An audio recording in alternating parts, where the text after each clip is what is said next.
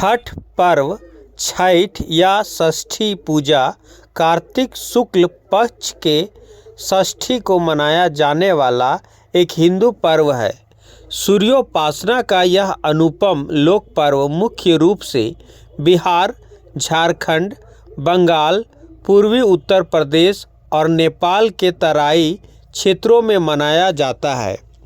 कहा जाता है कि यह पर्व मैथिल, मगध और भोजपुरी लोगों का सबसे बड़ा पर्व है। ये उनकी संस्कृति है। छठ पर्व बिहार में बड़े धूमधाम से मनाया जाता है। ये एकमात्र ही बिहार या पूरे भारत का ऐसा पर्व है जो वैदिक काल से चला आ रहा है और ये बिहार के संस्कृति बन चुका है। यह पर्व बिहार के वैदिक आर्य संस्कृति की एक छोटी सी झलक दिखाता है। ये पर्व मुख्य रूप से ऋषियों द्वारा लिखी गई ऋग्वेद में सूर्य पूजन, उषा पूजन और आर्य परंपरा के अनुसार बिहार में मनाया जाता है।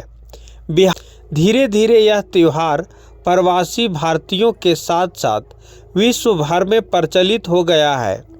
छठ पूजा सूर्य, प्रकृति, जलवायु और उनकी बहन छठी मैया को समर्पित है ताकि उन्हें पृथ्वी पर जीवन के देवताओं को बहाल करने के लिए धन्यवाद। छठी मैया, जिसे मिथिला में रनबे माई भी कहा जाता है, भोजपुरी में सबिता माई और बंगाली में रनबे ठाकुर बुलाया जाता है। पार्वती का छठा रूप भगवान सूर्य की बहन छठी मैया को त्योहार की देवी के रूप में पूजा जाता है। यह चंद्र के छठे दिन काली पूजा के 6 दिन बाद छठ मनाया जाता है। मिथिला में छठ के दौरान मैथिल महिलाएं मिथिला की शुद्ध पारंपरिक संस्कृति को दर्शाने के लिए बिना सिलाई के शुद्ध सूती धोती पहनती है। त्योहार के अनुष्ठान कठोर है और 4 दिनों की अवधि में मनाए जाते हैं। इनमें पवित्र स्नान, उपवास और पीने के पानी वीरता से दूर रहना, लंबे समय तक पानी में खड़ा होना और प्रसाद, प्रार्थना प्रसाद और अर्घ्य देना शामिल है। पर्वतिन नामक मुख्य उपासक संस्कृत पर्व से, जिसका मतलब अवसर या त्यौहार, आमतौर पर महिलाएं होती है। हालांकि बड़ी संख्या में पुरुष इस उत्सव का भी पालन करते हैं क्योंकि छठ लिंग विशिष्ट त्यौहार नहीं है। छठ महापर्व के व्रत को स्त्री, पुरुष, बूढ़े, जवान सभी लोग मनाते हैं। पर्यावरणविदों का दावा है कि छठ सबसे पर्यावरण अनुकूल हिंदू त्यौहार है। यह त्यौहार नेपाली और भारतीय लोगों द्वारा अपने डायस्पोरा के साथ मनाया जाता है। पर्व पालन से सूर्य की पराबैंगनी किरण के हानिकारक प्रभाव से जीवों की रक्षा संभव है। पृथ्वी के जीवों को इससे बहुत लाभ मिलता है। सूर्य के प्रकाश के साथ उसकी पराबैंगनी किरण चंद्रमा और पृथ्वी पर आती है। सूर्य का प्रकाश जब पृथ्वी पर पहुंचता है तो पहले वायुमंडल मिलता है। वायुमंडल में प्रवेश करने पर उसे आयन मंडल मिलता है। पराबैंगनी किरणों का उपयोग कर वायुमंडल अपने ऑक्सीजन तत्व को संश्लेषित कर उसे उसके एलोट्रोप ओजोन में बदल देता है। इस क्रिया द्वारा सूर्य की पराबैंगनी किरणों का अधिकांश भाग पृथ्वी के वायुमंडल में ही अवशोषित हो जाता है। पृथ्वी की सतह पर केवल उसका नगण्य भाग ही पहुंचता है। सामान्य अवस्था में पृथ्वी की सतह पर पहुंचने वाली पराबैंगनी किरण की मात्रा मनुष्यों या जीवों के सहन करने की सीमा में होती है। अतः सामान्य अवस्था में मनुष्यों द्वारा पर उसका कोई विशेष हानिकारक प्रभाव नहीं पड़ता, बल्कि उस धूप द्वारा हानिकारक कीटाणु मर जाते हैं जिससे मनुष्य या जीवन को लाभ होता है। छठ जैसी खगोलीय स्थिति चंद्रमा और पृथ्वी के भ्रमण तलों की समरेखा के दोनों छोरों पर है। सूर्य की पराबैंगनी किरणें कुछ चंद्र सतह से परावर्तित तथा कुछ गोलीय अपवर्तित होती है। पृथ्वी पर पुनः सामान्य से अधिक मात्रा में पहुंच जाती है। वायुमंडल के स्तरों से आवर्तित होती हुई सूर्यास्त तथा सूर्योदय को यह और भी सघन हो जाती है। ज्योतिषीय गणना के अनुसार यह घटना कार्तिक तथा चैत्र मास की अमावस्या के 6 दिन उपरांत आती है। ज्योतिषीय गणना पर आधारित होने के कारण इसका नाम और कुछ नहीं बल्कि छठ पर्व ही रखा गया है। छठ पर्व मूलतः सूर्य की आराधना का पर्व है, जिसे हिंदू धर्म में विशेष स्थान प्राप्त है। हिंदू धर्म के देवताओं में सूर्य ऐसे देवता हैं जिन्हें मूर्त रूप में देखा जा सकता है।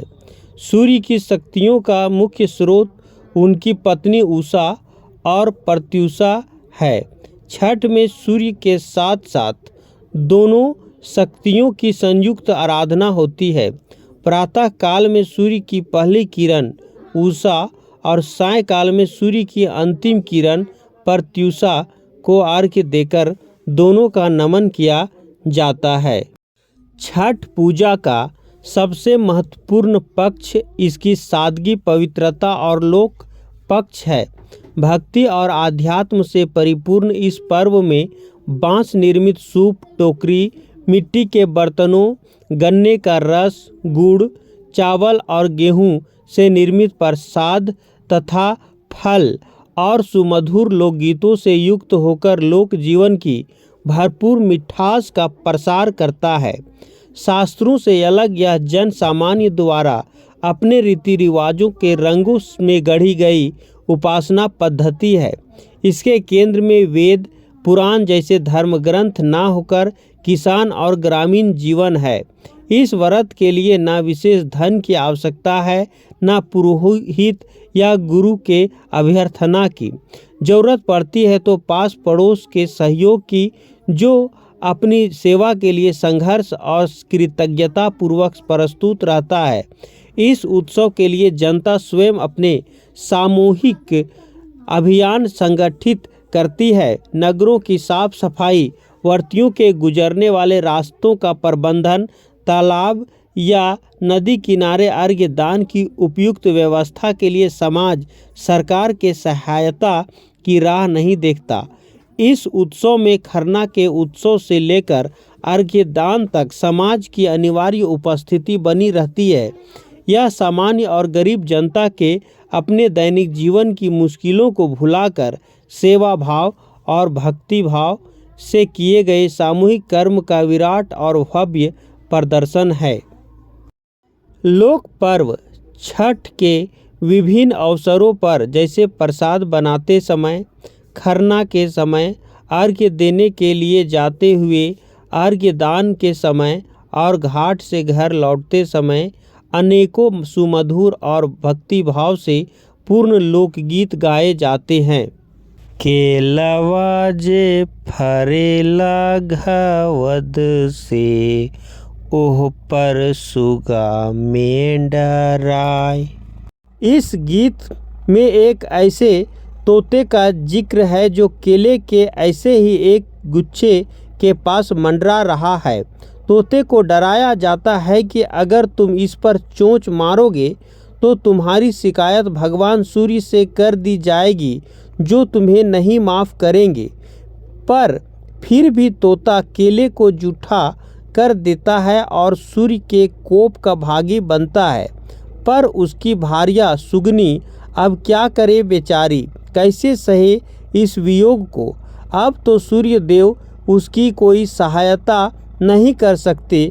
उसने आखिर पूजा की पवित्रता जो नष्ट की है।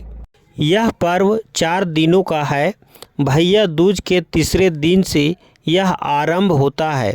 पहले दिन सेंधा नमक, घी से बना हुआ अरवा चावल और कद्दू की सब्जी प्रसाद के रूप में ली जाती है। अगले दिन से उपवास आरंभ होता है। व्रती दिन भर अन्न जल त्याग कर शाम करीब 7 बजे से खीर बनाकर पूजा करने के उपरांत प्रसाद ग्रहण करते हैं, जिसे खरना कहते हैं। तीसरे दिन डूबते हुए सूर्य को अर्घ्य यानी दूध अर्पण करते हैं। अंतिम दिन उगते हुए सूर्य को अर्घ्य चढ़ाते हैं। पूजा में पवित्रता का विशेष ध्यान रखा जाता है। लहसुन प्याज वर्जित होता है। जिन घरों में यह पूजा होती है वहाँ भक्ति गीत गाए जाते हैं। अंत में लोगों को पूजा प्रसाद दिया जाता है। छठ पूजा की परंपरा और उसके महत्व का प्रतिपादन करने वाली अनेक पौराणिक लोक कथाएँ प्रचलित है। रामायण से एक मान्यता के अनुसार लंका विजय के बाद राम राज्य की स्थापना के दिन कार्तिक शुक्ल षष्ठी को भगवान राम और माता सीता ने उपवास किया और सूर्य देव की आराधना की। सप्तमी को सूर्योदय के समय पुनः अनुष्ठान कर सूर्य देव से आशीर्वाद प्राप्त किया था। महाभारत से एक अन्य मान्यता के अनुसार छठ पर्व की शुरुआत महाभारत काल में हुई थी। सबसे पहले सूर्यपुत्र कर्ण ने सूर्य देव की पूजा की थी। कर्ण भगवान सूर्य के परम भक्त थे। वह प्रतिदिन घंटों कमर तक पानी में खड़े होकर सूर्य देव को अर्घ्य देते थे। सूर्य देव की कृपा से ही वे महान योद्धा बने थे। आज भी छठ में अर्घ्य दान की यह पद्धति प्रचलित है। कुछ कथाओं में पांडवों की पत्नी द्रौपदी द्वारा भी सूर्य की पूजा करने का उल्लेख मिलता है। वे अपने परिजनों के उत्तम स्वास्थ्य की कामना और लंबी उम्र के लिए नियमित सूर्य पूजा करती थी।